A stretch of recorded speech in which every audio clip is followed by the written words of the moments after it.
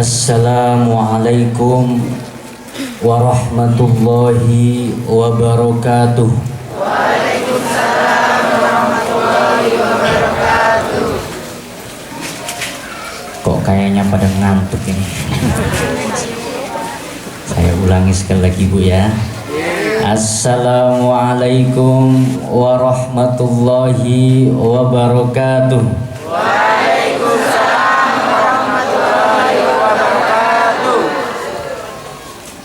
Bismillah, alhamdulillah, alhamdulillahilladzi ja'alal islam dina wa ja'ala muhammadan nabiyyan wa rasula wa ja'ala Indonesia maqarran wa watana wa ja'ala nahdlatul ulama jam'iyatan wa minhaja wa ja'ala pesantren madrasatan wa ma'hada. Asyhadu an la ilaha illallah wahdahu la syarikalah sahibul huda wa asyhadu anna sayyidana Muhammadan abduhu wa rasuluh badrud duja. Allahumma salli ala sayyidina wa maulana wa habibina Muhammadin syamsid duha wa ala alihi wa ashabihi wa man tabi'ahum bi ihsanin nujumil ukhra wad dunya. Amma ba'd. Hadratal masyayikhil kiram, para alim, para ulama, para tokoh masyarakat Desa Sidomukti. Nakhussu bidzikri Kiai Haji Ahmad Masduki Al-Jabalani beserta Ibu Nyai beserta keluarga besar, atalallahu baqa'ahum fit ta'ah wal afiyah, amin. Sairul kuyaha, para kiai-kiai lain, ada Kiai Syahroni, ada Kiai Sulis, ada Kiai Rohim. Mohon maaf saya nggak hafal niki kiai undangan-undangannya niki. Ada Pak anggota legislatifnya, ada Pak Kapolsek, ada Pak Hamdi, dan kepala-kepala desa yang hadir. Sido Mukti, Sido napa mawon niki? Sido Mulyo. Niki Sido Mukti nggih. Sido itu artinya jadi, Mukti itu artinya makmur. Jadi nama desanya Sido Mukti menjadi makmur. Amin Allahumma. Sido Mulyo, Sido jadi mulyo, mulia. Berarti kalau Sido Mulyo menjadi mulia. Yang repot itu kalau nama desa Harapan Jaya. Jadi jayanya itu hanya harapan, nggak jadi jaya itu. Itu repot ya. Apa ada di sini desa Harapan Jaya Pak? Ada juga Pak. Sido Jaya lah diganti, tapi nggak enak. Bapak-bapak, ibu-ibu, terutama wali-wali santri yang pada malam ini putra-putranya sudah menyelesaikan durus pelajaran selama 1 tahun, dan lebih khusus lagi putra-putranya yang sudah mengkhatamkan Alfiyah Ibnu Malik, Imriti, Jurumiyah, dan lain-lain. Ini ada iklan sebentar ini mengganggu konsentrasi. Monggo. Aduh. Oh iya, yang saya lupa, Kang Yayat. Mana Kang Yayat? Yang sangat saya hormati, mudah-mudahan cepat mendapatkan jodoh. Kang Yayat harus ingat dawuhnya Ibnu Mas'ud. Ibnu Mas'ud mengatakan, lau baqiya min umri asyratu ayyam la ahbabtu an atazawwaj. Kalau sisa umur saya tersisa tinggal 10 hari, maka 10 hari itu akan saya gunakan untuk menikah. Kenapa seperti itu? Li'alla alqallaha azaban, karena saya benci bertemu Allah dalam keadaan jomblo. Ini Ibnu Mas'ud, bukan saya. Mau nerima monggo, enggak jangan nyalahkan saya, salahkan Ibnu Mas'ud. Yang saya hormati Banom-banom NU, pengurus cabang kalau ada, Muslimat, Fatayat, Banser, Masya Allah, Banser yang sangat-sangat saya cintai, yang selalu menjaga pengajian dimanapun.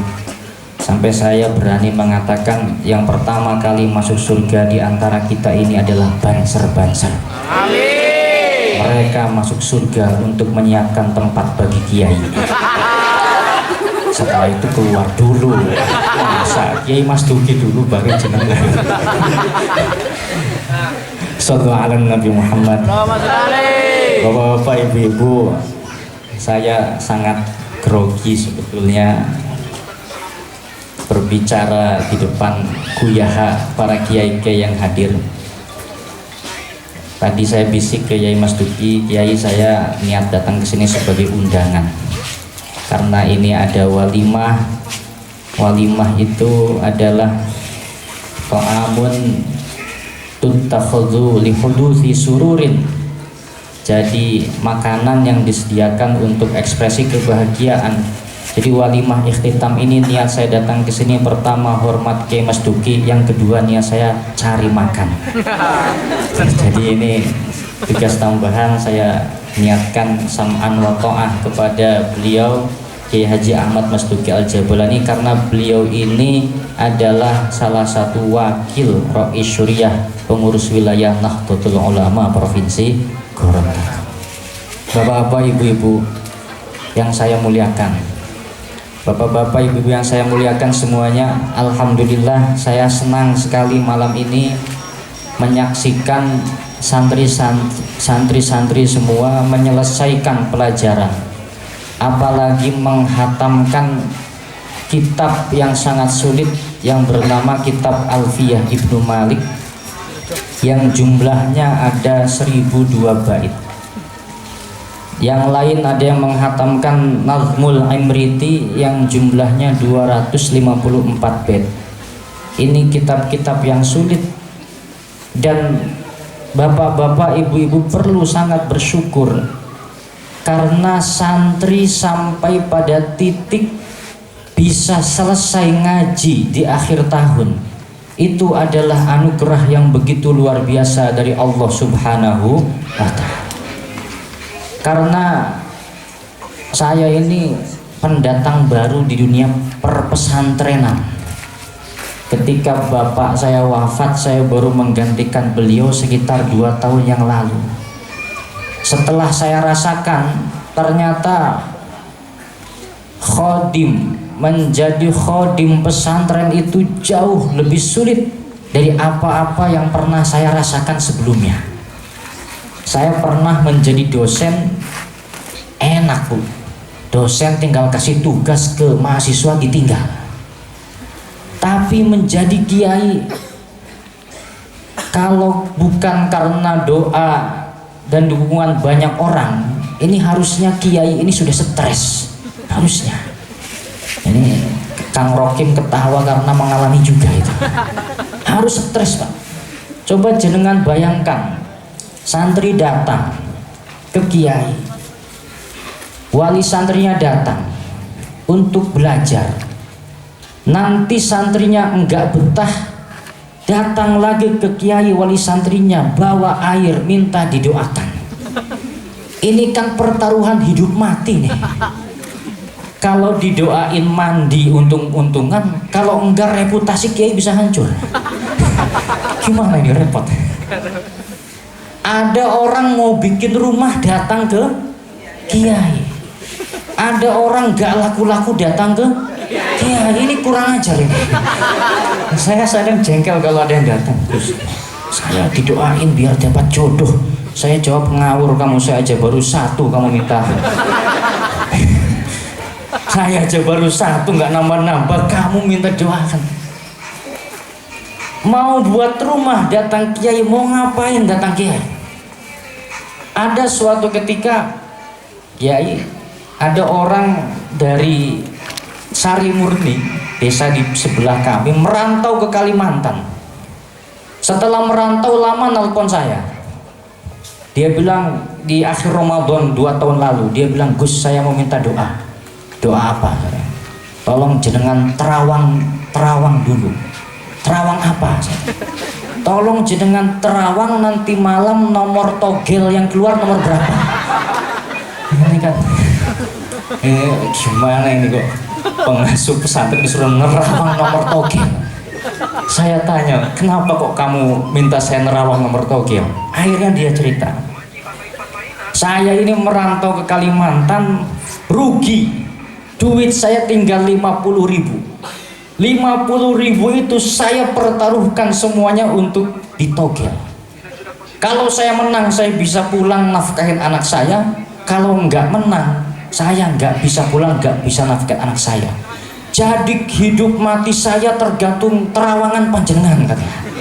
Kalau terawangannya manjur saya bisa nafkahin anak istri saya, kalau nggak manjur jenengan ikut dosa katanya. Ini kan apa-apaan ini Mas. Karena itu bapak-bapak, ibu-ibu, anak santri, nggak tahu kalau di sini, kalau di tempat saya itu baru 2 bulan sudah kena hadiah dari Allah Subhanahu Wa Taala berupa gudik. Apa itu gudik itu? Cengkreng apa? Gatal-gatal. Ya, gatelan itu Pak, yang Masya Allah ini di sela-sela jari ini semuanya tumbuh gunung-gunung berapi di sela-sela jari. Belum lagi kalau ada gojlogan, ini repot. Santri itu terbiasa gojlogan. Kalau ada wali santri yang nggak punya tradisi mesantren, nggak biasa dengan tradisi gojlogan. Saya tuh ingat dulu ketika di pondok, bapak-bapak, ibu-ibu, pertama kali kalau ada santri baru datang, itu kita semua manggilnya Kang. Masya Allah Kang, monggo monggo. Nanti kalau sudah 2 bulan 3 bulan akrab, panggilannya ganti, bukan Kang tapi Kirik. Ada yang mengerti Pak Kirik Pak? Kirik itu mohon maaf anjing. Jadi santri ini sudah terbiasa gojlokan. Yang repot kalau ada wali santri yang nggak terbiasa dengan tradisi itu kemudian datang. Pernah ada datang ke saya wali santri, Gus saya nggak terima, mau lapor polisi. Kenapa lapor? Soalnya anak saya dibully, kena bullying. Dibully bagaimana Bu? Masa nama anak saya bagus-bagus Muhammad Jamil dipanggilnya Blacky. Blacky ya. Blacky kok Blacky. Coba anak ibu dipanggil. Anaknya dipanggil ternyata pancen ireng. Dalam hati saya wajar kalau dipanggil Blacky. Masa mau dipanggil Blue? Biru kan gak mungkin. Nah tradisi gojlokan itu bapak-bapak, ibu-ibu semua, ketika anak-anak bapak-bapak, ibu-ibu ditaruh di pesantren dan digojlok, maka hakikatnya kita sedang menempa anak-anak didik kita agar hidup di dunia ini terbiasa dengan caci maki. Idfan wujudaka fil ardil khumul. Memang kita harus menempatkan diri kita di tanah yang sedalam-dalamnya agar kita tidak sekali-kali punya pemikiran, punya keinginan untuk sombong. Itulah cara kiai-kiai kita mendidik kita. Saya pernah mendapatkan cerita dari Gus Ulil Absor Abdallah. Beliau dapat dari Gus Mus. Gus Mus ini namanya Kiai Haji Mustafa Bisri. Bapak beliau namanya Kiai Haji Bisri Mustafa. Kakeknya Kiai Haji Mustafa Bisri dan tinggal di sebuah di jalan yang nama jalannya Jalan Kiai Haji Mustafa Bisri. Nah itu keluarga itu namanya muter-muter aja. Bapaknya Mustafa, anaknya Bisri. Punya anak lagi Mustafa, punya anak lagi Bisri. Nah, ini nggak usah diikutin Pak.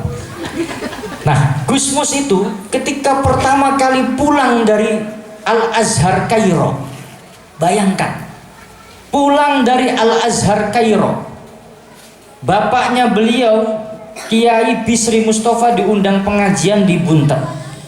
Sampai di Buntet karena Gusmus ini ikut, maka oleh panitia matur kepada Kiai Bisri Mustafa, Kiai ini kalau bisa biar Gusmus yang melantunkan kalam ilahi, kiro, menjadi kiro, tilawah. Apa komentar dari Kiai Bisri Mustafa?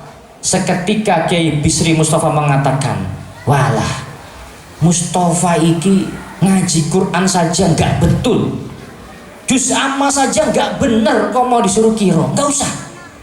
Seketika itu juga Gusmus yang lulusan Al-Azhar Kairo, baru lulus masih pinter-pinternya, baru pulang langsung digojlok, dibegitukan oleh orang tuanya.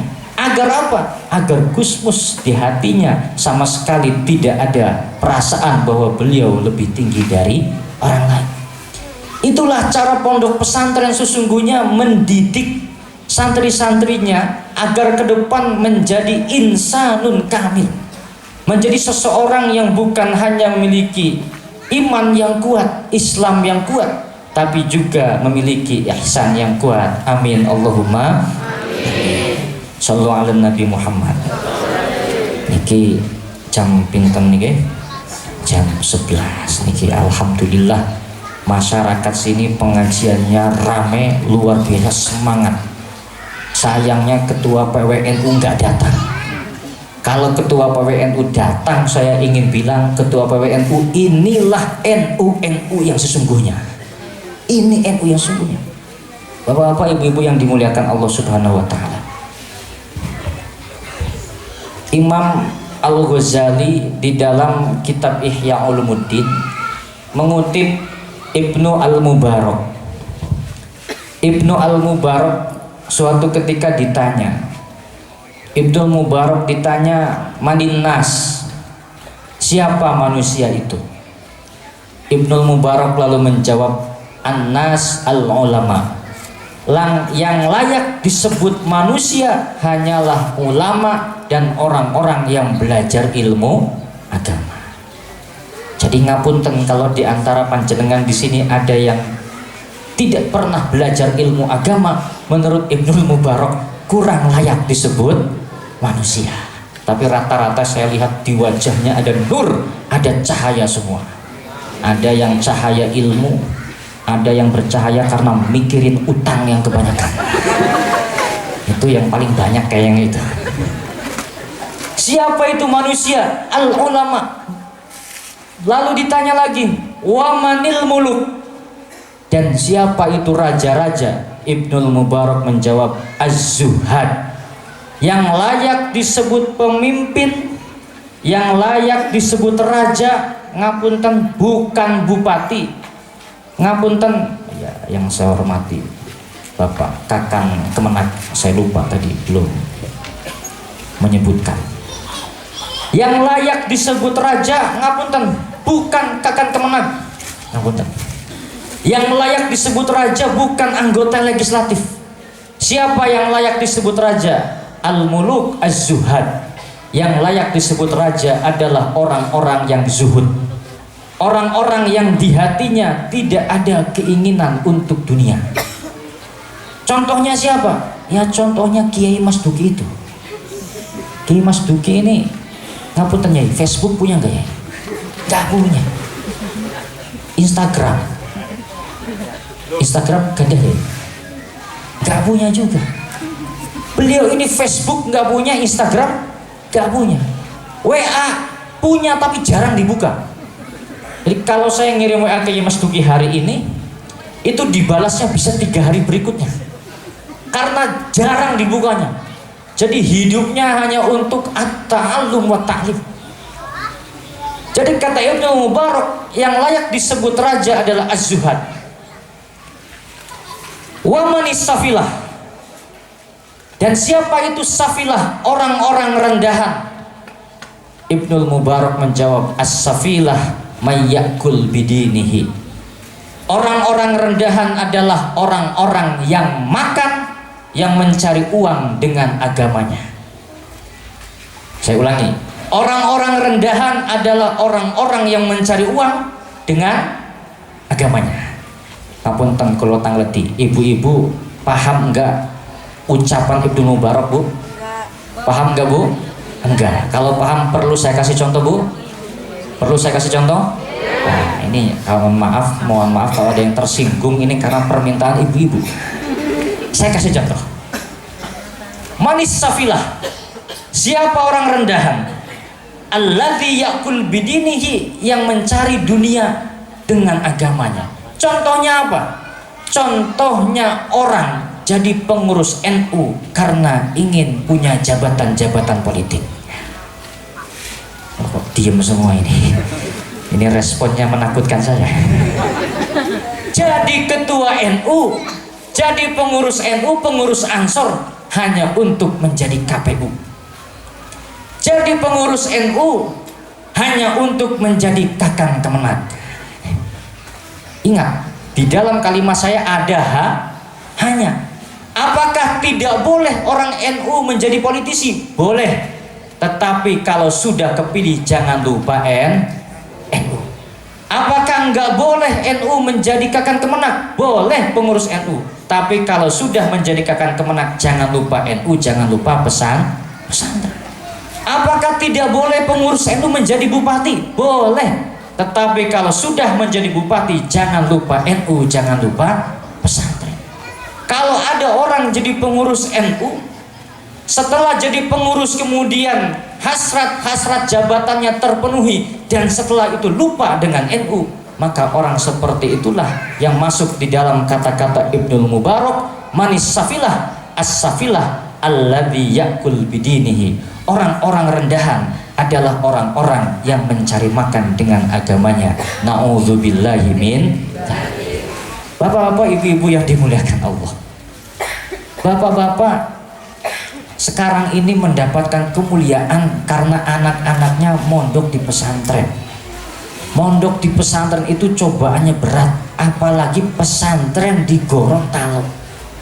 Coba para asatidz yang ada di sini, ketika mulai mengajarkan Alfiyah Ibnu Malik kepada santri-santri, itu tidak sama seperti mengajarkan Alfiyah Ibnu Malik kepada santri-santri yang di Jawa sana. Masih banyak orang-orang tua yang di luar yang bertanya, kalau kita hatam Alfiyah itu anak saya mau jadi apa? Kalau anak saya hatam Imriti itu mau jadi apa? Nah, kalau sekarang kita nggak repot, santri kalau jadi santri itu ke depan bisa jadi apa? Sekarang kita nggak repot jawabnya. Santri ke depan bisa insya Allah menjadi presiden. Karena kita pernah punya presiden Kiai Haji Abdurrahman Wahid yang merupakan santri. Santri ke depan insya Allah bisa menjadi wakil presiden. Karena kita sekarang punya wakil presiden santri bernama Kiai Haji Ma'ruf Amin.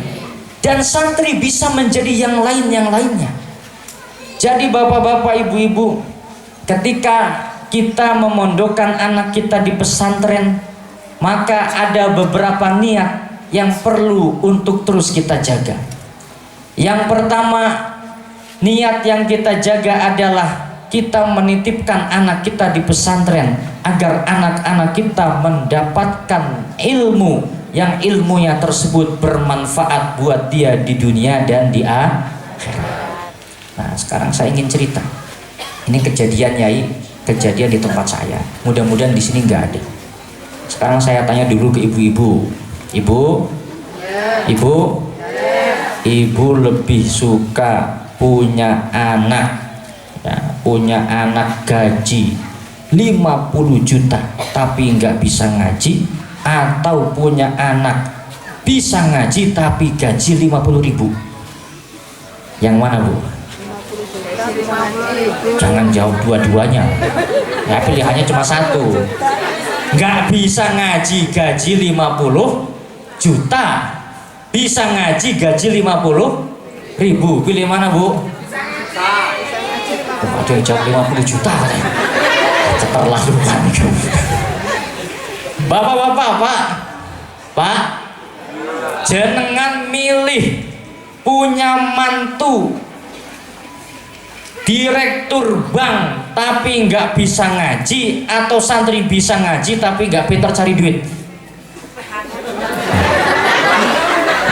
Sulit jawab. Sulit jawab. Sekarang ini tolak ukur kita, ngapunten Bapak Ibu, tolak ukur kesuksesan kita itu lebih banyak pada materi. Ada di tempat saya, mudah-mudahan di sini nggak ada. Ada suami namanya Pak Muhammad, istrinya Ibu Aminah. Ada yang namanya Ibu Aminah, temeriki. Nggak sama, kalau ada kesamaan pemeran itu kebetulan saja. Ini di tempat saya, Pak Muhammad, Ibu Aminah, punya anak 4. Ditanya ini Pak Muhammad, Ibu Aminah, Bu, Pak punya anak berapa? Alhamdulillah anak saya 4. Bagaimana anaknya?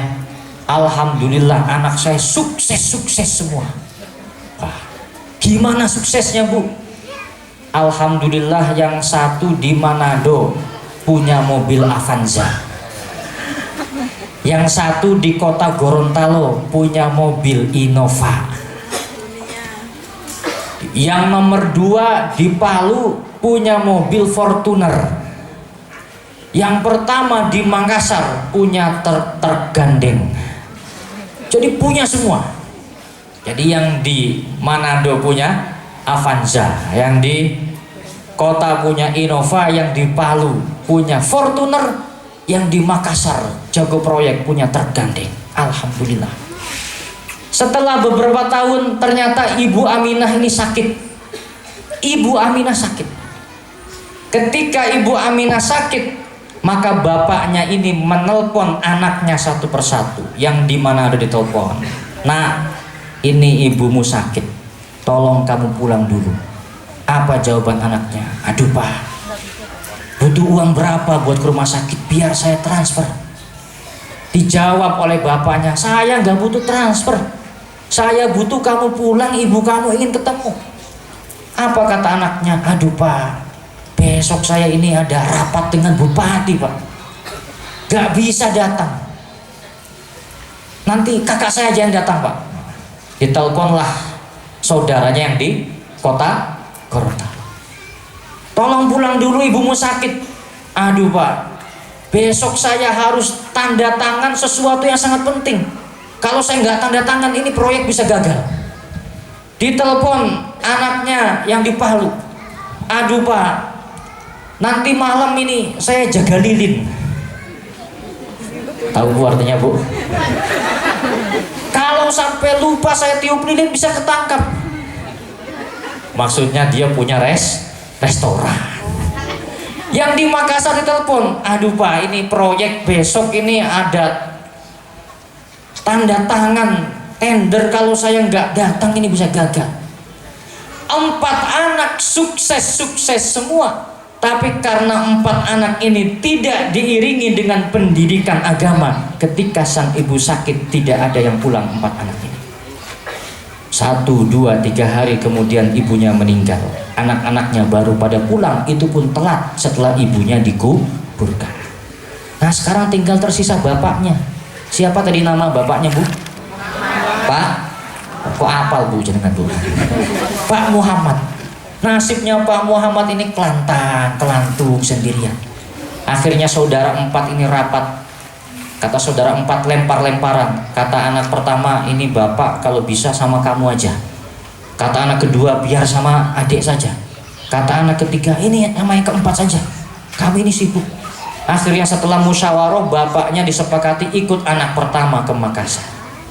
Di Makassar seminggu betah, 2 minggu betah, 3 minggu bahagia, 4 minggu, 1 bulan, 2 bulan, menjelang bulan kedua mulai terjadi prahara.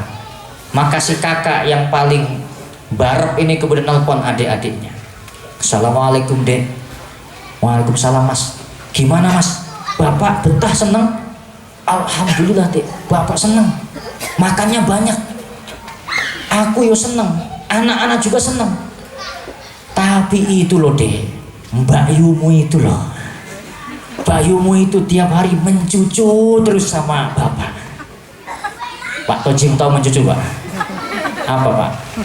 Manyun. Bahasa Gorontalonya mencuci itu apa? Apa? Monyongo. Apa? Apa Pak? Nanti.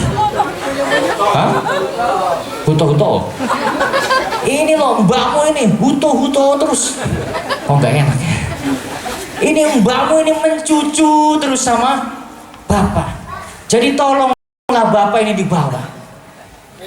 Jadi ini bapak punya anak sukses, punya menantu sukses, tapi karena menantunya tidak punya ilmu agama, akhirnya mencucu terus sama mertuanya. Padahal kalau kita di pesantren kita semua diajarkan abauka salata, abauka salata. Orang tuamu ada 3. Yang pertama, man waladaka, orang tua yang melahirkan kamu harus kita hormati. Yang kedua, man zawwajaka ibnatah, orang yang menikahkan anaknya dengan kita, itu juga orang tua kita. Yang ketiga, man allamaka, adalah orang yang mengajari kamu, itulah juga orang-orang tua kita. Jadi kalau menantu kita paham ilmu agama, insya Allah gak bakal mencucu lama-lama ke mertuanya, paling 5 menit selesai. Itu yang di belakang sana ada yang di dalam hati Kiai, oh semoga menantu saya dengar ini. Rasa no ya. Oh, rasain kamu menantu saya itu biar tahu rasa. Ya enggak gitu Pak. Bukan begitu. Kita harus terus menuntut ilmu. Anak-anak kita masukkan agar menuntut ilmu. Kita cari menantu-menantu yang juga menuntut ilmu agama. Amin Allahumma amin. Menjadi santri tidak harus menjadi kiai, gak harus menjadi kiai. Tadi Yai Mas Duki mengatakan santri beliau harus ada yang menjadi anggota legislatif, santri beliau harus ada yang menjadi bupati kalau bisa, itu harus ada. Jadi santri itu gak harus jadi kiai, tetapi ketika santri menjadi politisi, maka dia akan menjadi politisi yang mengedepankan nilai-nilai agama. Ketika santri menjadi dokter, dia akan menjadi dokter yang mengedepankan nilai-nilai Islami. Ketika santri menjadi aparat pemerintah, maka dia akan menanggung bebannya dengan penuh amanah. Itulah sesungguhnya al-ilmu nurun, ilmu adalah penerang. Nurun liqulubina, penerang untuk hati-hati kita. Faman tanawwaras qulubuhu, siapa yang hatinya disinari oleh ilmu, maka soluhat, hatinya akan menjadi baik.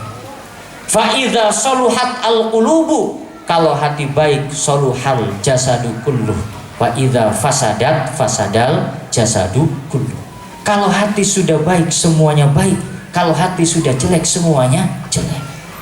Ngapunten, orang pintar itu, ini kata Yai Mas Duki sering dawuh ke saya, orang pintar itu banyak Pak, tapi kalau orang pintar di hatinya tidak ada cahaya ilmu agama, maka ahli pajak tetapi ngemplang pajak. Orang pintar kalau di hatinya nggak ada cahaya agama, pengurus masjid tapi ngemplang kotak amal masjid. Ini repot. Karena itu bapak-bapak, ibu-ibu, sekali lagi saya mengucapkan selamat. Saya sangat senang bapak-bapak, ibu-ibu, anak-anaknya dipondokkan di Pondok Pesantren Sirajul Tholibin. Semoga guru-guru dan Pak Kiai Haji Ahmad Mas Duki Al-Jabalani diberikan istiqomahan oleh Allah Subhanahu wa taala, agar ke depan generasi-generasi Islam, terutama generasi-generasi NU ini semakin banyak di bumi Gorontalo. Amin Allahumma amin. Yang kedua bapak-bapak, ibu-ibu, dan yang terakhir, apa niat kita memesantrenkan anak kita di pondok pesantren? Niat kita, anak kita ditaruh di pesantren agar anak-anak kita menjadi kader-kader Nahdlatul Ulama. Saya ulangi, agar anak-anak kita menjadi kader-kader Nahdlatul Ulama.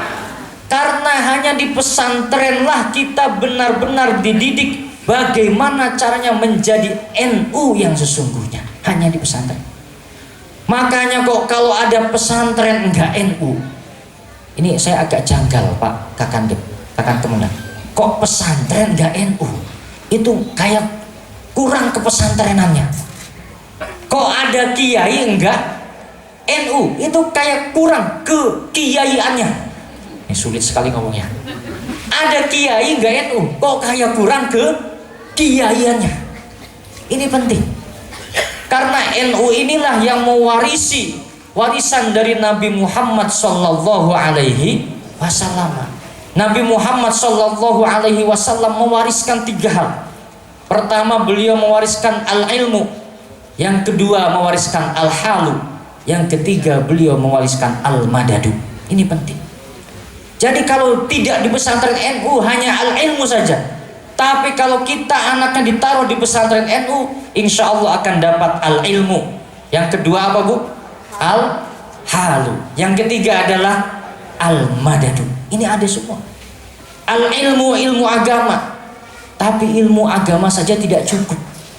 Ilmu agama tanpa al-hal, tanpa cara bagaimana mempraktekkan ilmu agama dengan melihat keadaan masyarakat, itu tidak akan menjadi solusi yang produktif. Sebagai contoh, suatu ketika di daerah Papua sana, para kiai, para hadirin, ada orang-orang Papua yang baru masuk Islam. Ini orang Papua. Orang Papua karena mereka itu Papua masuk Islam, maka ketika bulan Idul Adha, ketika hari raya Idul Adha, mereka punya keinginan ingin berkurban, tapi kurbannya kurban babi. Kurban apa, Bu? Kurban babi. Kira-kira boleh nggak ini, Kiai Sulis? Kurban babi, Kiai Sulis. Ini orang-orang Papua nanya ke kiai-kiai, ke ulama-ulama, bagaimana hukumnya kurban dengan kurban babi? Maka semua kiai-kiai menjawab, ustadz menjawab, hukumnya haram. Babi jelas haram.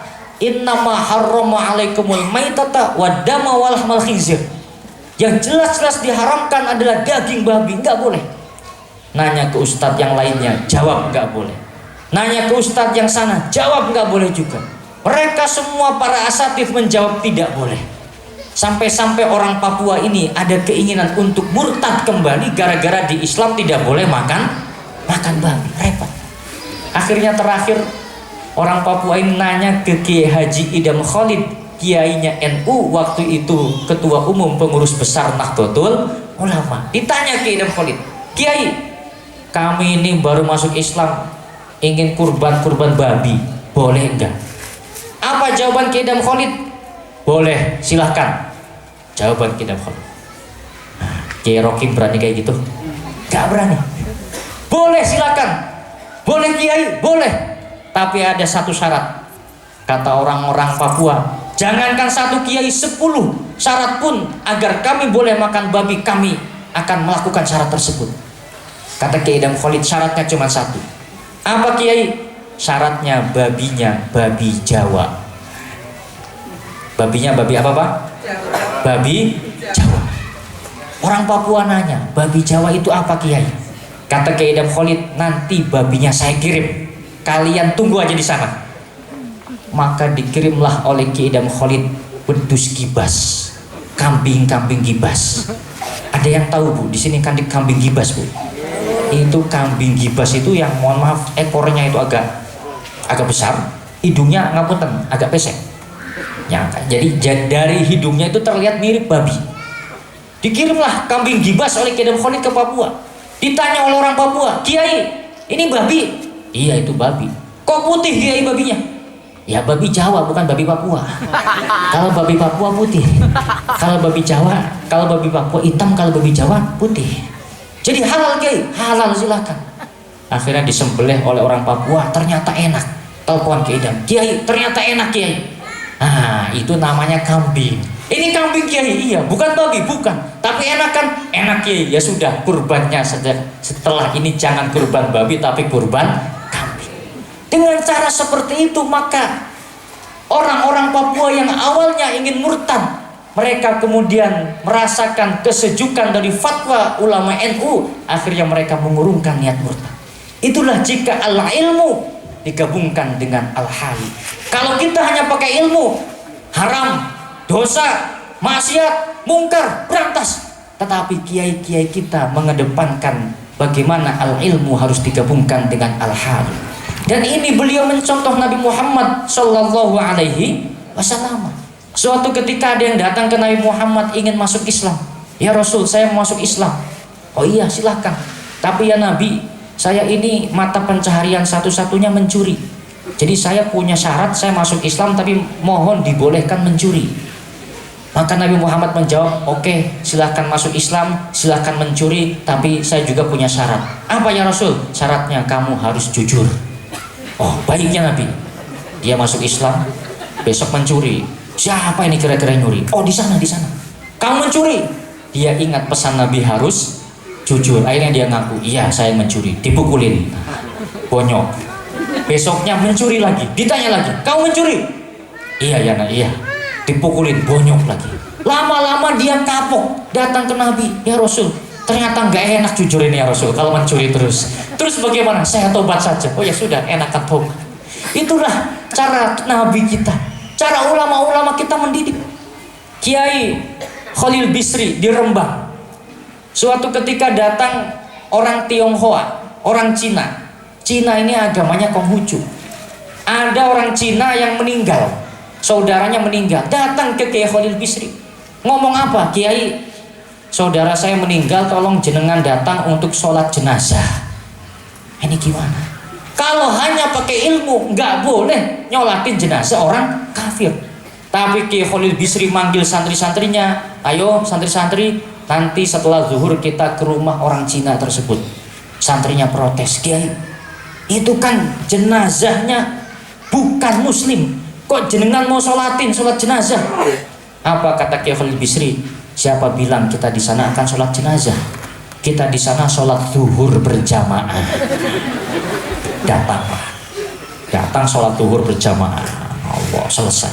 Setelah selesai ternyata Cinanya sering lihat orang sholat jenazah.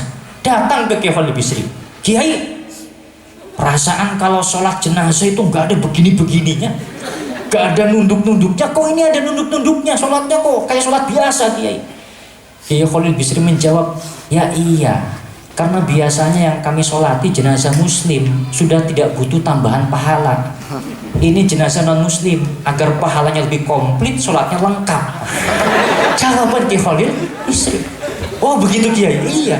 Jadi agar pahalanya lengkap ya? Iya. Terus Kiai, biasanya kan kalau sholat jenazah itu jenazahnya di belakang, kok Kiai dengan santri di depan? Loh iya, karena biasanya jenazah yang kami sholatin jenazah muslim, sudah tahu jalan ke surga. Yang ini jenazahnya bukan muslim, jadi kami anggap belum tahu jalan, makanya kami di depan, kami tunjukkan jalan ke surga. Begitu Kiai. Iya. Jadi itulah para hadirin cara ulama-ulama kita, cara kiai-kiai kita menghadapi umat. Al-ulama, karena itu Mu'adz bin Jabal, Yahya bin Mu'adz di dalam Ihya Ulumuddin, Imam Ghazali mengatakan, qala Yahya bin Mu'adz, Yahya bin Mu'adz mengatakan, al-ulama, para ulama yang sesungguhnya. Al-ulama, para ulama yang sesungguhnya. Yang pertama, alladzina yanzuruna ilal ummah bi'ainir rahmah. Mereka yang melihat umat dengan kacamata rahmat. Dan ulama itu kata beliau, wa ahabbun nasi ila ummati Muhammadin huwal ulama. Orang yang paling cinta dengan umatnya Nabi Muhammad itu adalah para ulama. Tapi ini kalau ulamanya ulama beneran. Tapi kalau ulama bohong-bohongan, nah ini yang repot. Ulama bohong-bohongan yang baru belajar 40 hari sudah dipanggil Kiai Haji. Makanya ulama-ulama yang seperti itu ini repot Pak Kiai. Coba jenengan itu. Jenengan itu mawon. Ini di sini ada anggota legislatif. Saya tanya ke Bapak, mohon maaf. Syarat jadi anggota legislatif itu harus S1, S2 atau cukup SMA Pak? SMA ya? SMA. Tidak harus S1. Tidak harus. Nah, coba jenengan itu. SD, Bu. Jenengan anak-anaknya SD berapa tahun, Bu? 6 tahun. MTS berapa tahun? 3. 6 tambah 3? 9. MA berapa tahun? 3. 9 tambah 3? 12 tahun. 12 tahun itu baru lulus SMA. Itu ilmu dunia. Kira-kira kalau ada anak sekolahnya cuma 6 tahun, daftar anggota legislatif diterima nggak Pak? Enggak diterima. Jadi santri agar benar-benar ilmunya top, minimal mondoknya 12 tahun. Kok baru 6 tahun sudah pulang, berarti ilmu agamanya baru selevel SD. 3 tahun sudah pulang, berarti setengah SD. Makanya saya setuju tadi dengan Kiai Mas Duki, sudah jangan dikasih pulang Kiai, tapi harus dicarikan jodoh Kiai. Jadi biar santri-santri ngikutnya panjenengan, jangan ngikut Mas Yayat. Sallallahu Muhammad. Sallallahu Muhammad. Setelah ini kita jangan datang ke Sri Tolibin 1 bulan karena takut dengan Mas Yayat. Hadirin, penting pondokan anak kita di pesantren NU dengan tujuan anak-anak kita menjadi benteng-benteng Nahdlatul Ulama. Hanya kiai-kiai NU lah yang melihat orang dengan kacamata rahmat. Kiai Ali Yahya, para hadirin. Ada Kiai Ali Yahya dari Rembang. Suatu ketika, ini Kiai Ali Yahya ini seperti Pak Tojim, orang yang ganteng berwibawa. Kiai Ali Yahya mau pengajian di mobil, pecinya dicopot, baju koko dicopot, di lampu merah di stop oleh PSK. Bapak-bapak tahu PSK Pak? Loh kok nggak jawab Pak? Bapak-bapak tahu PSK Pak? Saya cuma nanya Pak. Tahu PSK singkatannya? Tahu singkatannya Pak? Wah pesek. Wanita malam. Di lampu merah di stop oleh wanita malam. Kata wanita malam tersebut, Om, boleh dong saya ikut. Ini kalau kiainya bukan kiai NU, nggak kiai beneran, pasti dia akan jawab, kurang ajar, saya ini ustaz, masa kamu tawari? Tapi ini Kiai Ali Yahya. Kiai Ali Yahya kemudian menjawab, oh mau ikut? Iya Kiai, ya sudah, masuk ke belakang, masuk di belakang. Mau kemana kita Om? Ya sudah, jalan-jalan. Jalan-jalan, ternyata mobil berhenti di depan masjid. Di situ sudah ada baliho pengajian, penceramahnya Kiai Ali Yahya. Kiai Ali Yahya turun ke bagasi, ambil peci, pakai baju koko. Seketika itu pelacurnya melihat orang yang dia tawari itu kok sama fotonya dengan yang ada di baliho. Langsung pelacurnya minta maaf, Kiai, mohon maaf, saya tidak tahu kalau panjenengan itu Pak Kiai. Apa jawaban Kiai Ali Yahya? Oh enggak apa-apa, tapi karena perjanjiannya kamu mau ikut saya, maka kamu harus ikut saya ke pengajian. Tapi Kiai, pakaian saya seperti ini, nggak mungkin ikut pengajian. Kata Kiai Ali Yahya, tenang, nanti saya pinjamkan mukena ke ibu-ibu muslimat. Akhirnya Kiai Ali Yahya turun, Kiai Ali Yahya cari ketua muslimat. Mana ketua muslimat? Saya Kiai, tolong saya pinjam mukena, itu di mobil Bunyai lupa nggak bawa kerudung. Siapa? Bu? Siapa Kiai? Dicari mukena, dikasih ke pelacur tersebut. Pelacur pakai mukena. Pelacur turun mobil. Saat turun mobil, karena Pak Kiai bilang itu adalah Bunyai, semua ibu-ibu muslimat ngantri cium tangan ke pelacur tersebut. Jadi tabarukan dia di pelacur. Jadi tabaruk mencari berkat tangan, diciumi tangan. Sampai tempat pengajian, setelah pengajian dimintain doa. Jadi bayangkan ibu-ibu muslimat minta doa ke pelacur. Setelah itu pulang, di jalan si pelacur ini menangis. Kiai, saya ini orang yang sangat rendah, tapi Pak Kiai begitu muliakan saya. Kenapa seperti itu Pak Kiai? Maka Kiai Ali Yahya menjawab, saya nggak ada urusan dengan kamu. Pokoknya saya urusannya dengan Allah Subhanahu wa Ta'ala. Kita disuruh oleh Allah, disuruh oleh Nabi Muhammad mengajak sebanyak-banyaknya orang ke jalan Allah Subhanahu wa Ta'ala. Maka si pelacur itu seketika mengatakan, Pak Kiai, tolong saksikan, mulai hari ini saya tobat, tolong Kiai bimbing saya ingin menjadi muslim yang baik. Makanya bapak-bapak ibu-ibu, kita itu nggak bisa. Kalau kiai-kiai NU nggak pernah mengajarkan kita memandang enteng orang yang berdosa, nggak pernah. Ma'ruf al-Karhi suatu ketika dia lewat di pinggir orang yang sedang mabuk. Yang sedang mabuk itu lalu kemudian ngomong ke Ma'ruf al-Karhi, wahai Syekh, ayo kita mabuk bareng. Nah ini kiai diajak mabuk bareng. Kalau Kiai Sulis ditawarin begitu, apa responnya Kiai? Santri-santrinya Ma'ruf al-Karhi nggak terima. Syekh kurang ajar, Anda ini kutbun min salah satu wali kutub. Masa ditawari mabuk, tolong laknat mereka ya Syekh, doakan mereka celaka. Maka Ma'ruf Al-Qarhi mengangkat tangannya, beliau berdoa, Allahumma ya Allah, kama an'amtahu fid dunya fa'an'imhu fil akhirah. Ya Allah, sebagaimana engkau beri mereka nikmat di dunia, maka berilah mereka juga nikmat di akhirat nanti. Luar biasa doanya Ma'ruf Al-Qarhi. Mendengar doa tersebut, si pemabok-pemabok ini menangis dan mereka bertobat. Ngapunten bapak-bapak, saya sedikit cerita. Saya ini punya jamaah, Pak Kiai Nuwun Pandungan nih. Jamaah ini ngaji khusus tukang mabuk. Ada tukang mabuk. Suatu ketika ada itu orang ngaku ke saya, Gus, saya bisa masuk surga enggak Gus? Kenapa emang? Saya ini sampai sekarang masih jual cap tikus. Bisa masuk surga enggak Gus? Saya repot. Jawab enggak bisa masuk, takut dipukul. Jawab bisa masuk, ya berat juga. Insya Allah saya bilang, yang penting kamu cinta Allah. Tapi ini jamaah-jamaah ini Marisa 5, Marisa 3 dan sebagainya. Yang luar biasa ketika saya berdoa. Ketika di akhir pengajian saya berdoa, ini yang mabok-mabok, yang bertato nangis semua. Nangis. Mereka nangis semua, padahal mereka saya yakin gak tahu itu arti doanya seperti apa. Gak tahu artinya, tapi nangis. Melihat mereka nangis, saya juga ikut nangis. Kenapa saya nangis? Bukan takut dosa, karena saya malu. Masa pemabuk nangis, saya dianggap kiai nggak nangis? Malu. Waduh, kayak repot ini. Nangis kape, masuk aku orang nangis. Oh, harus nangis ini. Jadi bagaimana mungkin kita mau sombong dalam permasalahan ini saja kita kalah dengan pemabuk.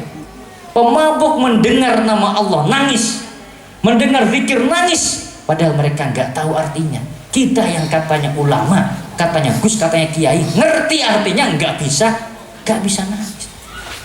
Karena itu Imam Al-Ghazali dalam kitab Mukashafatul Qulub mengatakan, maksiat ada dua macam, asluha minas syahwah wa asluha minal kibri. Ada maksiat yang sumber utamanya adalah syahwat, mabok, judi dan sebagainya.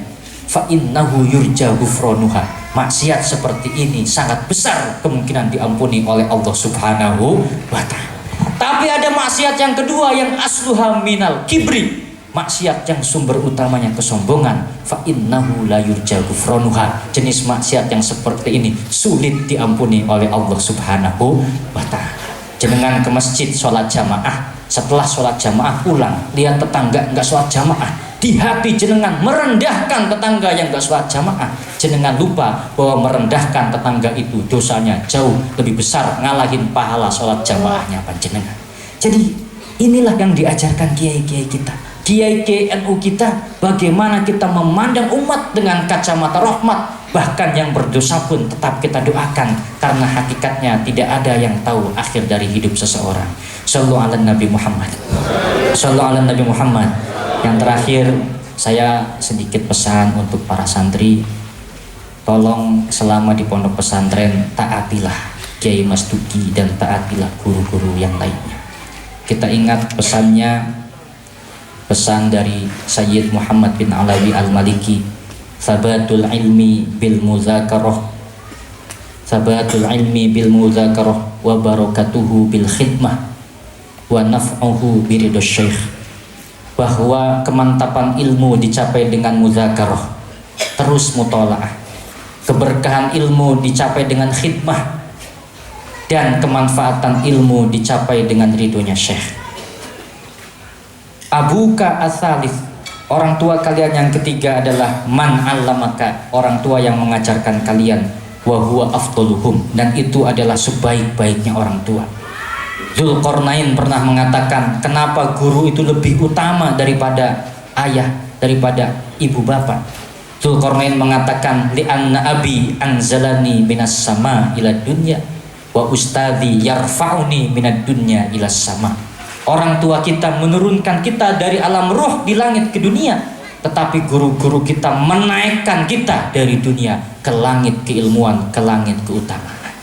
Imam Asy-Syafi'i mengatakan di dalam kitab Al-Manhaj As-Sawi, Imam Asy-Syafi'i mengatakan, kuntu atasaffah waraqatan baina yaday Malik. Suatu ketika aku membuka kitab di hadapan Imam Malik, dan beliau membukanya itu sofhan, Roqiqon, aku membukanya pelan-pelan sekali.